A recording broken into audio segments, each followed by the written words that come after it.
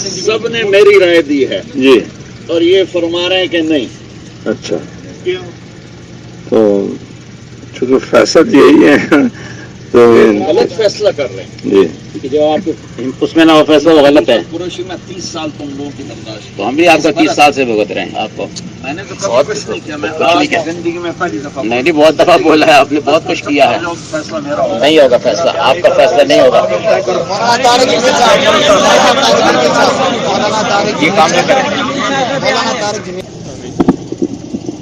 دیکھو میرے بھائی مولانا نے بالکل صحیح بات فرمائی ہے، لیکن میرا درد یہ ہے کہ مشورہ تو بھائی کوئی، اگر یہ میرے ساتھ پہلی دفعہ نہیں ہو رہا، یہ زندگی بھر میں نے اسے برداشت کیا. بسم اللہ الرحمن الرحیم.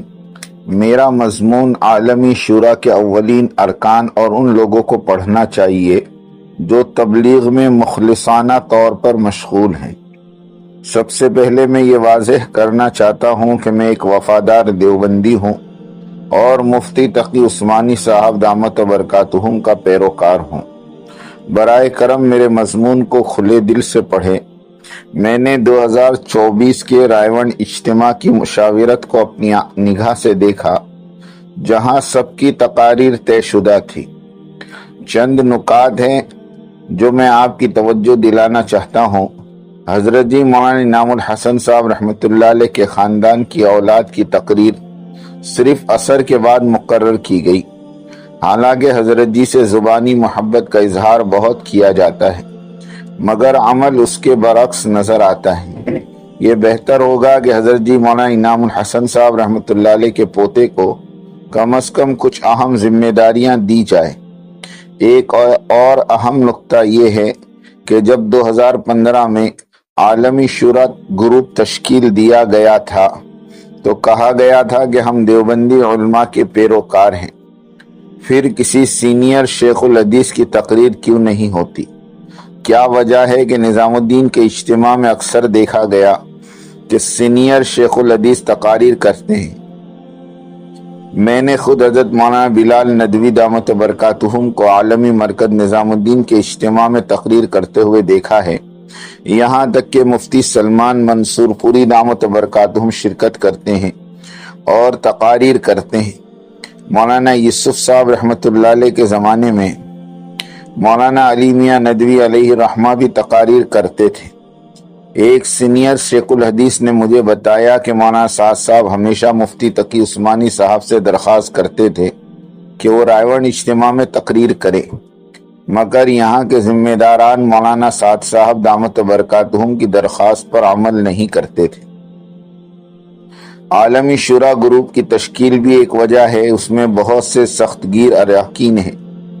2015 سے پہلے علماء کے مابین جو غلط فہمی پیدا ہوئی اس میں سب سے بڑا کردار عالمی شورا کا ہے. 2015 سے پہلے مولانا سعد صاحب دامت برکاتہم کی تجویز پر مولانا احمد لاٹ صاحب دامت برکاتہم مدارس کا دورہ کرتے تھے اور مولانا ابراہیم صاحب تقریر کرتے تھے. سب سے حیران کن بات یہ ہے کہ حضرت مولانا طارق جمیل صاحب دامت برکاتہم کی کوئی تقریر نہیں، تاہم ایک غیر عالم بنگلور مرکز سے تقاریر کر رہا ہے اور غیبت میں مشغول ہے. حال ہی میں فاروق بنگلوری نے بتایا کہ نظام الدین مرکز کے کچھ گروپ جنوبی افریقہ جا رہے ہیں اور جنوبی افریقہ میں 2024 کے عالمی اجتماع نے سب کی آنکھیں کھول دی اور ان کے جھوٹ کو ظاہر کیا. جنوبی افریقہ اجتماع کی سب سے قابل ذکر بات یہ تھی کہ دنیا بھر سے ہزاروں علماء کی شرکت تھی. یہ واقعی افسوسناک بات ہے کہ مولانا طارق جمیل صاحب تقریر نہیں کر رہے. وہ لندن اور کینیڈا میں تقاریر کرتے ہیں مگر رائیونڈ اجتماع میں کیوں نہیں؟ میں مولانا طارق جمیل صاحب کو دعوت دیتا ہوں کہ وہ اگلے عالمی اجتماع میں مرکز نظام الدین سے آئے اور امت کو جہنم کی آگ سے بچانے میں مدد کرے اور دنیا سے رخصت ہونے سے پہلے پوری دنیا کو عالمی مرکز کے ساتھ جوڑے. یہ آپ کے لیے صدقے جاریہ ہوگا انشاءاللہ. ہم آپ کی صحت کے لیے دعا گو ہیں. اور اب تک یہ اس کو مشورہ کہتے، اس کا نام مشورہ. میں کوئی کہیں باہر سے آ کے بیٹھ گیا ہوں مجلس میں کہ ایک آدمی نے میرے علاوہ نام نہیں دیا. مجھے کوئی بیان کا شوق نہیں, اللہ کی قدر. بیانوں کا شوق ہو تو میں 30 سال پہلے تبلیغ چھوڑ کے بھاگ جاتا. جو کچھ میرے ساتھ ہوا ساری زندگی, جس طرح مجھے رگڑے دیے گئے ہیں, ذلیل کیا گیا, میری عزت نفس کو مجروح کیا گیا, لیکن صرف اس لیے کہ اللہ کی قسم, اللہ کی قسم, اللہ کی قسم, میں اللہ سے آج تک یہ دعا کرتا ہوں, اللہ مجھے کچھ نہ منصب چاہیے نہ ممبر چاہیے, مجھے ان لوگوں کا ساتھ چاہیے. لیکن اگر یہ میرے چھوٹے ہو کر اس طرح حدود سے تجاوز کریں اور آپ لوگ سب کہو کہ یہ مشورہ ہے. عبدالوہاب صاحب رحمۃ اللہ تعالی علیہ, اللہ ان کی قبر کو روشن فرمائے, وہ تو ہمارے باپ تھے, وہ مجھے جوتے بھی مارتے جو مجھے قبول تھے. لیکن اب یہ اتنے سب کی سن کر پھر کہتا ہے کہ نہیں یہ میں نہیں چلنے دوں گی. نہیں, بس کہ تم اب بھی چپ کرو. میں نے اللہ کے فضل و کرم سے جوتے کھائے. میں کہیں باہر سے ابھی ایک مولانا صاحب نے مجھے کہا, اور سال لگا رہا ہے کہ مجھے ایک مولانا صاحب کہنے لگے, میں نے کہا یار نام میں بتانا, میرا دل نہیں کرتا میں کسی کی بس. تو انہوں نے مجھے کہا کہ تم سال لگا رہے ہو, ٹھیک لگا, طارق جمیل کے کمرے میں نہیں جانا. یار میں کیا کرتا ہوں؟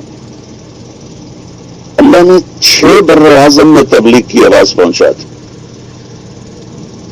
اور ہر طبقے میں اللہ تعالیٰ نے بات پہنچا دی, اور آج تک ایسا نہیں ہوا کہ میں اسلام آباد ہوں اور میرا بیان نہ ہوا. یوسف قریشی کہاں سے اٹھ کے کہہ رہا ہے کہ بیان نہیں ہوگا؟ اللہ کی قسم مجھے بیان شوق ہوتا بیان کہ میرے لیے باہر تھوڑا میدان, لاکھوں لوگ کٹھے ہو جاتے اور ٹوٹ تو جوڑ تو ہے کوئی نہیں, کہاں جوڑ ہے؟ راجو میں جوڑ ہے, دلی میں جوڑ ہے, اوپر جا کے نظام الدین راجو میں جوڑ ہے. ہم تو بکھر چکے اور بکھیرنا چاہتے ہوں اس قسم کے فیصلے کر کر. مجھے آپ نے گندگی کا کیڑا سمجھا ہوا ہے. اللہ کی قسم آج 30 سال میں نے روزہ چھوڑا ہے ڈاکٹر صاحب, یہ میں نہیں ہونے دوں گا, بس میں نے کر دیا فیصلہ. Assalamu alaikum. My dear brothers, sisters, go to YouTube and search Ilmi Istifada and support us by subscribing our YouTube channel. Go and search Ilmi Istifada. Keep supporting us on YouTube. Channel link also given in bio.